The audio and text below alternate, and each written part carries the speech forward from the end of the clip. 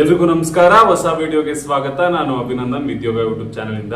ಇವತ್ತು ಈ ವಿಡಿಯೋ ಮಾಡ್ತಾ ಇರೋ ಉದ್ದೇಶ ಏನಪ್ಪಾ ಅಂದ್ರೆ, ನಾನು ನೆನ್ನೆ ನಿಮ್ಗೆ ಲೈವ್ ಅಲ್ಲಿ ತಿಳಿಸಿದ್ದೆ, ನಾಳೆ ನಿಮ್ಗೆ ಒಂದು ವಿಡಿಯೋ ಬರುತ್ತೆ, ಏನು ಮೈಸೂರು ಯೂನಿವರ್ಸಿಟಿ ಅಡ್ಮಿಷನ್ ಪ್ರೊಸೆಸ್ ಹೇಗಿರುತ್ತೆ ಅಂತ ಕಂಪ್ಲೀಟ್ಲಿ ಹೇಳ್ತೀನಿ ಅಂತ. ಇದು ತುಂಬಾ ಮುಖ್ಯವಾದಂತ ವಿಡಿಯೋ. ನಿಮ್ ಫ್ರೆಂಡ್ಸ್ ಇದಾರೆ, ಅವ್ರೆಲ್ಲರಿಗೂ ಶೇರ್ ಮಾಡಿ. ಅದಕ್ಕಿಂತ ಮುಂಚೆ ಯಾರ್ಯಾರು ಇನ್ನೂ ನಮ್ಮ ಆವಾಸ ಅಂತ ಮೊದಲಿತ್ತು ಉದ್ಯೋಗ ಚಾನೆಲ್ ನ ಸಬ್ಸ್ಕ್ರೈಬ್ ಮಾಡ್ಕೊಳ್ಳಿಲ್ಲ, ದಯವಿಟ್ಟು ಸಬ್ಸ್ಕ್ರೈಬ್ ಮಾಡ್ಕೊಳ್ಳಿ. ವಿಡಿಯೋ ಶುರು ಮಾಡೋಣ. ಮೈಸೂರು ಯೂನಿವರ್ಸಿಟಿ ಅಡ್ಮಿಷನ್ ಪ್ರೊಸೆಸ್ ಹೇಗಿರುತ್ತಪ್ಪ ಅಂದ್ರೆ, ಅಪ್ಲಿಕೇಶನ್ ಓಪನ್ ಆಗುತ್ತೆ, ಸರಿನಾ?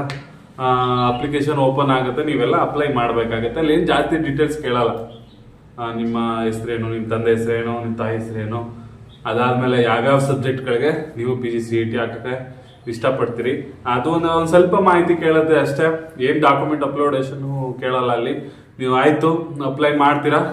ನಾನಿಲ್ಲಿ ಹೇಳೋದೇನಪ್ಪ ಅಂದ್ರೆ, ನಿಮ್ಗೆ ಯಾವ್ಯಾವ ಸಬ್ಜೆಕ್ಟ್ ಮೇಲೆ ಇನ್ನೂ ಗೊಂದಲ ಇದೆ, ನಾನು ಯಾವ ಸಬ್ಜೆಕ್ಟ್ ಮುಂದೆ PG ಮಾಡಬೇಕು ಅಂತ ಇನ್ನೂ ಗೊತ್ತಾಗ್ತಾ ಇಲ್ಲ ಅಂದ್ರೆ, ಸುಮಾರು ಸಬ್ಜೆಕ್ಟ್ ಹಾಕಿ ಆಯ್ತಾ, ಒಂದು 2-3 ಸಬ್ಜೆಕ್ಟ್ ಹಾಕಿ. ಸರಿ, ನೀವು ಅಪ್ಲೈ ಮಾಡ್ತೀರಾ. ಅದಾದ್ಮೇಲೆ PGCET ಆಗತ್ತೆ. PGCET ಎಲ್ಲೋಗಿ ಬರೀಬೇಕು, ಎಲ್ಲೂ ಬರೆಯಕ್ಕಾಗಲ್ಲ. ನೀವು ಮೈಸೂರು ಯೂನಿವರ್ಸಿಟಿ ಮಾನಸ ಗಂಗೋತ್ರಿ ಕ್ಯಾಂಪಸ್ ಅಲ್ಲೇ ಬರೀಬೇಕಾಗತ್ತೆ. ಅಲಾಟ್ಮೆಂಟ್ ಆಗುತ್ತೆ, ಯಾವ್ಯಾವ ಸಬ್ಜೆಕ್ಟ್ಗೆ ಯಾವ್ಯಾವ ದಿನ ಅಂತ. ಒಂದು 3 ದಿನ ಆಗುತ್ತೆ ಆಯ್ತಾ. ಒಂದಿಷ್ಟು ಸಬ್ಜೆಕ್ಟ್ಗೆ 1 ದಿನ, ಇಷ್ಟು ಸಬ್ಜೆಕ್ಟ್ಗೆ 2 ದಿನ, ಒಂದಿಷ್ಟು ಸಬ್ಜೆಕ್ಟ್ಗೆ 3 ದಿನ ಎಲ್ಲ ಆಗುತ್ತೆ. ಸರಿ, ನೀವೆಲ್ಲ ಬಂದು PGCET ಬರೀತೀರಾ. ಒಂದಿಷ್ಟು ದಿನ ಆದ್ಮೇಲೆ ಕೀ ಆನ್ಸರ್ ಬಿಡ್ತಾರೆ. 1-2 ದಿನ ಆದ್ಮೇಲೆ ಕೀ ಆನ್ಸರ್ ಬಿಡ್ತಾರೆ. ಏನಪ್ಪಾ ಏನೇನಿದೆ ನೋಡ್ಕೊಳ್ಳಿ. ನಿಮ್ದು ನೀವೇನಾದ್ರೂ ಅದನ್ನ ಚಾಲೆಂಜ್ ಮಾಡೋದಿದ್ರೆ ಚಾಲೆಂಜ್ ಮಾಡ್ಬೋದು, ಇದು ತಪ್ಪು ಅಂತ ಏನಾದ್ರು ಅವ್ರಿಗೆ ಹಾಕೋದಿದ್ರೆ ಹಾಕ್ಬೋದು.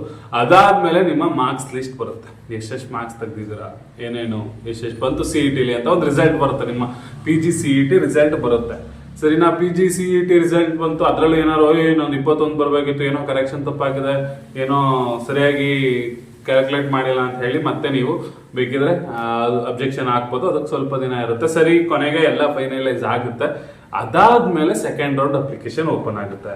ಫಸ್ಟ್ ರೌಂಡ್ ಅಲ್ಲಿ ನಾನು ಹೇಳಿದ್ದೀನಿ, ಏನೂ ಜಾಸ್ತಿ ಡೀಟೇಲ್ಸ್ ಕೇಳಿರಲ್ಲ, ಬರೀ ನಿಮ್ಮ ಡೀಟೇಲ್ಸ್ ಮತ್ತೆ ನೀವು ಯಾವ ಸಬ್ಜೆಕ್ಟ್ಗೆ CET ಬರೀಬೇಕು ಅಂತ ಕೇಳಿರ್ತೀರ ಅಷ್ಟಕ್ಕೆ. ಇದಕ್ಕೊಂದು 600 ರೂಪಾಯಿ ಆಗಿರುತ್ತೆ. ಸೆಕೆಂಡ್ ರೌಂಡ್ ಅಪ್ಲಿಕೇಶನ್ ಆಗೋದು ತುಂಬಾ ಇಂಪಾರ್ಟೆಂಟ್ ಆಯ್ತಾ. ಸೆಕೆಂಡ್ ರೌಂಡ್ ಅಪ್ಲಿಕೇಶನ್ ಬಗ್ಗೆ ಡೀಟೇಲ್ ಆಗಿ ಆಮೇಲೆ ಹೇಳ್ತೀನಿ, ಈಗ ಒಂದು ಗ್ಲಾನ್ಸ್ ಆಗಿ ಹೇಳಿರ್ತೀನಿ. ಸೆಕೆಂಡ್ ರೌಂಡ್ ಅಪ್ಲಿಕೇಶನ್ ಓಪನ್ ಆಗುತ್ತೆ. ಅದೇನಿಲ್ಲ, ಕಾಲೇಜ್ ಸೆಲೆಕ್ಷನ್ ಪ್ರೊಸೆಸ್ ನಡೆಯುತ್ತೆ. ನೀವು ನಿಮ್ಮ ಡಿಗ್ರಿಯ ಎಲ್ಲಾ ಮಾರ್ಕ್ಸ್ನು ಅಪ್ಲೋಡ್ ಮಾಡ್ಬೇಕಾಗತ್ತೆ ಆಯ್ತಾ. ಎಲ್ಲಾ ಸೆಮ್ ಮಾರ್ಕ್ಸ್ ಕಾರ್ಡ್ನು ಅಪ್ಲೋಡ್ ಮಾಡ್ಬೇಕು. ನೀವು ಅಲ್ಲಿ RSEM marks card, income certificate, SSLC marks card ಎಲ್ಲಾನು ಅಪ್ಲೋಡ್ ಮಾಡ್ಬೇಕಾಗತ್ತೆ. ಸ್ಕ್ಯಾನ್ ಕಾಪಿನ ಅಪ್ಲೋಡ್ ಮಾಡ್ತೀರಾ. ಅವಾಗ ನೀವು 2-3 ಸಬ್ಜೆಕ್ಟ್ನ ಸೆಲೆಕ್ಟ್ ಮಾಡ್ಕೊಳ್ಳೋ ಸಾಧ್ಯತೆ ಇದೆ. ಬಟ್ ನೀವು ಸೆಲೆಕ್ಟ್ ಮಾಡ್ಕೊಳ್ಳೋ ಅವಾಗಲೂ 2-3 ಸಬ್ಜೆಕ್ಟ್ ಹಾಕೋದು, ದುಡ್ಡು ಹೋದ್ರೂ ಪರವಾಗಿಲ್ಲ ಅಂತ 1000 ರೂಪಾಯಿ 2-3 ಸಬ್ಜೆಕ್ಟ್ ಅವಾಗಲೂ ಹಾಕಿ ಅವಾಗ ಕಾಲೇಜನ್ನು ಸೆಲೆಕ್ಟ್ ಮಾಡ್ಬೇಕಾಗತ್ತೆ. ಒಂದು 10 ಕಾಲೇಜ್ ಲೀಸ್ಟ್ ಇರುತ್ತೆ. ಏನಪ್ಪಾ, ಮಾನಸ ಗಂಗೋತ್ರಿ, ಮಹಾರಾಜ ಕಾಲೇಜು, ಯುವರಾಜ ಕಾಲೇಜು, JSS, BGS, MIT, ಈ ತರ ಒಂದು 10 ಕಾಲೇಜ್ ಹೆಸರು ಇರುತ್ತೆ. ನನಗೆ MA ಕನ್ನಡ, ನನಗೆ ಯಾವ ಕಾಲೇಜ್ ಬೇಕೋ ಅದಕ್ಕೆ first preference. Manasa Gangotri first preference, ಮಹಾರಾಜ ಕಾಲೇಜ್ ಸೆಕೆಂಡ್ ಪ್ರಿಫರೆನ್ಸ್, ಅದಾದ್ಮೇಲೆ 3ನೇ ಪ್ರಿಫರೆನ್ಸ್ JSS, 4ನೇ ಪ್ರಿಫರೆನ್ಸ್ ಈ ಕಾಲೇಜು, 5ನೇ ಪ್ರಿಫರೆನ್ಸ್. ಅಲ್ಲಿ ಎಷ್ಟು ಕಾಲೇಜ್ ಇರುತ್ತೋ ಅಷ್ಟಕ್ಕೂ ಪ್ರಿಫರೆನ್ಸ್ ಕೊಡ್ಬೇಕಾಗುತ್ತೆ. ಇದು ಸೆಕೆಂಡ್ ರೌಂಡ್ ಪ್ರಿಫರೆನ್ಸ್ ಕೊಡ್ತೀರಾ. ಎಲ್ಲ ಡಾಕ್ಯುಮೆಂಟ್ ಅಪ್ಲೋಡ್ ಮಾಡ್ತೀರಾ. ಅದಕ್ಕೊಂದು 1000 ರೂಪಾಯಿ ಫೀಸ್ ಇರುತ್ತೆ. ಸರಿ, ಅದನ್ನ ಅಪ್ಲೋಡ್ ಮಾಡಾದ್ಮೇಲೆ ಒಂದಿಷ್ಟು ದಿನ ವೆಯ್ಟ್ ಮಾಡ್ಬೇಕು. ಒಂದು ವಾರ 15 ದಿನ ವೆಯ್ಟ್ ಮಾಡ್ತೀರಾ. ಒಂದು 15 ದಿನ ವೆಯ್ಟ್ ಆದ್ಮೇಲೆ ಪ್ರಾವಿಷನಲ್ ಲಿಸ್ಟ್ ಅಂತ ಬರುತ್ತೆ. ಸರಿನಾ? ಎಷ್ಟು ಜನ PGCET ಬರ್ದಿದ್ರು ಅವ್ರದ್ದು ಡಿಗ್ರಿ ಮಾರ್ಕ್ಸ್ ಮತ್ತೆ ಇದು ಮಾರ್ಕ್ಸ್ ಕ್ಯಾಲ್ಕುಲೇಟ್ ಮಾಡಿ ಏನೇನು ಸ್ಪೆಷಲ್ ಕ್ಯಾಟಗರಿಗೆ ಅವರು ಸೆಲೆಕ್ಟ್ ಆಗಿದ್ದಾರೆ ಎಲ್ಲಾನು ಹಾಕ್ತಾರೆ. ಇಡೀ ಎಲ್ಲಾರು ಸಿಗುತ್ತೆ. ಅವ್ರು ಏನೇನು ಪ್ರಿಫರೆನ್ಸ್ ಕೊಟ್ಟಿರ್ತಾರೆ ಕಾಲೇಜ್ಗೆ ಅಂತ ಸಿಗುತ್ತೆ. ಅಲ್ಲೇ ನಂಬರ್ ಹಾಕಿರ್ತಾರೆ, ಕೋಡ್ ಇರ್ತಾರೆ. ಮಾನಸ ಗಂಗೋತ್ರಿ ಆದ್ರೆ 1 to 1, BGS ಆದ್ರೆ 1 to 3, ಆತರ ಏನೇನೋ ಕೋಡ್ ಇರುತ್ತೆ. ಅದೆಲ್ಲ ಗೊತ್ತಾಗುತ್ತೆ ಯಾರ್ಯಾರು ಯಾವ ಕಾಲೇಜ್ ಹಾಕಿದ್ದಾರೆ ಅಂತ. ಅವಾಗ ನಿಮ್ಗೆ ಒಂದು ಐಡಿಯಾ ಬಂದ್ಬಿಡುತ್ತೆ. ಏನಪ್ಪಾ ಅಂದ್ರೆ, ಆಗ್ಬಹುದು ಆಗಲ್ಲ ಅನ್ನೋದು ಗೊತ್ತಾಗುತ್ತೆ. PGCET ಬಂದಾಗ ಗೊತ್ತಾಗಲ್ಲ ನಿಮ್ಗೆ. ಅವಾಗ ಒಂದು ಅಂದಾಜು ಫಸ್ಟ್ ಇರೋರು ಗೊತ್ತಾಗೋಗುತ್ತೆ ಅಷ್ಟೇ. ಫಸ್ಟ್ ಒಂದು 5 ರ್ಯಾಂಕ್ ಅಲ್ಲಿ ಇರೋರಿಗೆ. ಆದ್ರೆ ಇದರಲ್ಲಿ ಆಲ್ಮೋಸ್ಟ್ ಗೊತ್ತಾಗೋಗುತ್ತೆ. ಯಾಕಂದ್ರೆ ಕಾಲೇಜ್ ನೋಡ್ಕೊಂಡು ಗೊತ್ತಾಗೋಗುತ್ತೆ. ಕ್ಯಾಟಗರಿ ಎಲ್ಲ ಅಲ್ಲೇ ಇರುತ್ತೆ, ಮೆನ್ಷನ್ ಆಗಿರುತ್ತೆ. ಸರಿ, ಅದ್ರ ರಿಸಲ್ಟ್ ಬಂದಾದ್ಮೇಲೆ ಒಂದು 4-5 ದಿನ ಆದ್ಮೇಲೆ ಕಾಲೇಜ್ ಸೆಲೆಕ್ಷನ್ ಲಿಸ್ಟ್ ಅಂತ ಬರುತ್ತೆ. ಕಾಲೇಜ್ ಸೆಲೆಕ್ಷನ್, ನೀವು ಈಗ ಕಾಲೇಜ್ಗಳು ಸೆಲೆಕ್ಟ್ ಮಾಡಿದ್ರಲ್ಲ, ಆ ತರ ಕಾಲೇಜ್ ವೈಸ್ ಬಿಡ್ತಾರೆ. ಏನು ಮಾನಸ ಗಂಗೋತ್ರಿಯಲ್ಲಿ MA ಕನ್ನಡ ಮಾಡೋಕೆ ಅಥವಾ MSc ಮ್ಯಾಥಮೆಟಿಕ್ಸ್ ಮಾಡೋಕೆ, MA ಫಿಸಿಕ್ಸ್ ಮಾಡೋಕೆ ಸೆಲೆಕ್ಟ್ ಆಗಿರೋರು ಎಷ್ಟು ಜನ, A ಸ್ಕೀಮ್ ಅಲ್ಲಿ B ಸ್ಕೀಮ್ ಅಲ್ಲಿ ಅಂತ ಲಿಸ್ಟ್ ನ ಬಿಡ್ತಾರೆ. ಸರಿನಾ? A ಸ್ಕೀಮ್ B ಸ್ಕೀಮ್ ಎರಡು ಒಟ್ಟಿಗೆ ನಡೀತಾ ಇರುತ್ತೆ. ನೀವು ಗೊಂದಲ ಮಾಡ್ಕೊಬೇಡಿ. A ಸ್ಕೀಮ್ ಇಲ್ಲ B ಸ್ಕೀಮ್ ಎರಡು ನಡೀತಾ ಇರುತ್ತೆ. A ಸ್ಕೀಮ್ ಅಲ್ಲಿ ಸಿಗ್ಲಿಲ್ಲ ಅಂದ್ರೆ B ಸ್ಕೀಮ್ ಅಲ್ಲೂ ಸಿಗ್ಲಿಲ್ಲ ಅಂದ್ರೆ ಏನು ಮಾಡಕ್ಕಾಗಲ್ಲ.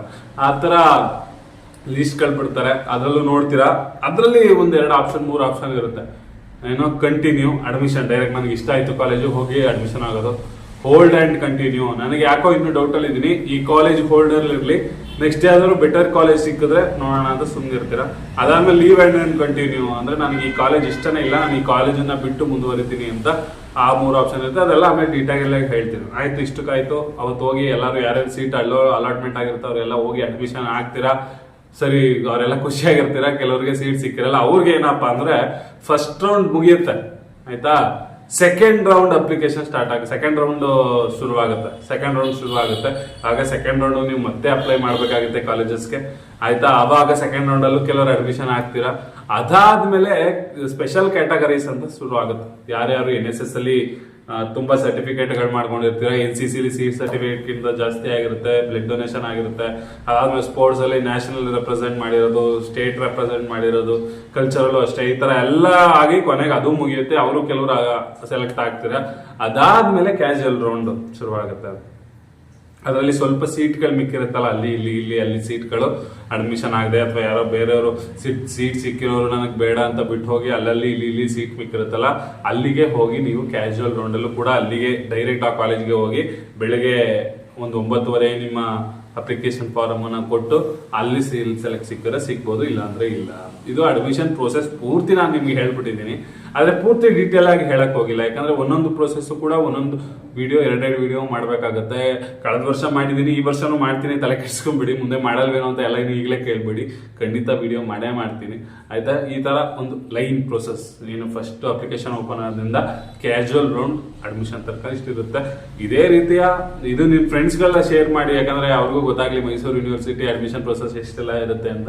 ಇದೇ ರೀತಿ ಪ್ರತಿ ಒಂದು ಕ್ಷಣದಲ್ಲೂ ಅಪ್ಡೇಟ್ ಕೊಡ್ತಾ ಇರ್ತೀನಿ, ಏನಾದ್ರೂ ಅಪ್ಡೇಟ್ ಬಂದಾಗ್ಲಿಂದ ಕೊಡ್ತಾ ಇರ್ತೀನಿ. ಅದಕ್ಕೋಸ್ಕರ ನಮ್ಮ ಉದ್ಯೋಗ ಯೂಟ್ಯೂಬ್ ಚಾನಲ್ ನ ಸಬ್ಸ್ಕ್ರೈಬ್ ಮಾಡ್ಕೊಳ್ಳಿ. ನೆನ್ನೆ ತುಂಬಾ ಜನಕ್ಕೆ ಬೇಕಾದಂತ ಡಾಕ್ಯುಮೆಂಟ್ಗಳನ್ನ ನಾನು ಟೆಲಿಗ್ರಾಮ್ ಚಾನಲ್ ಎಲ್ಲ ಹಾಕಿದ್ದೀನಿ. ಟೆಲಿಗ್ರಾಮ್ ಅಲ್ಲಿ ಕೂಡ ನೀವು ನಮ್ಮನ್ನ ಕಾಂಟ್ಯಾಕ್ಟ್ ಮಾಡ್ಬೋದು, ಅಂದ್ರೆ ಡೀಟೇಲ್ಸ್ಗಳು ಸಿಗುತ್ತೆ. ಇನ್ಸ್ಟಾಗ್ರಾಮ್ ಅಲ್ಲಿ ಕೂಡ ಕಾಂಟ್ಯಾಕ್ಟ್ ಮಾಡ್ಬೋದು. ಇದೇ ರೀತಿ ಮೈಸೂರು ಯೂನಿವರ್ಸಿಟಿ PG ಅಡ್ಮಿಷನ್ ಬಗ್ಗೆ ಯಾವುದೇ ರೀತಿಯ ವಿಡಿಯೋಗಳು ಬೇಕಾದ್ರೂ ದಯವಿಟ್ಟು ನಮ್ಮ ಉದ್ಯೋಗ ಯೂಟ್ಯೂಬ್ ಚಾನಲ್ ನ ಸಬ್ಸ್ಕ್ರೈಬ್ ಮಾಡ್ಕೊಳ್ಳಿ, ಎಲ್ರಿಗೂ ಶೇರ್ ಮಾಡಿ. Thank you.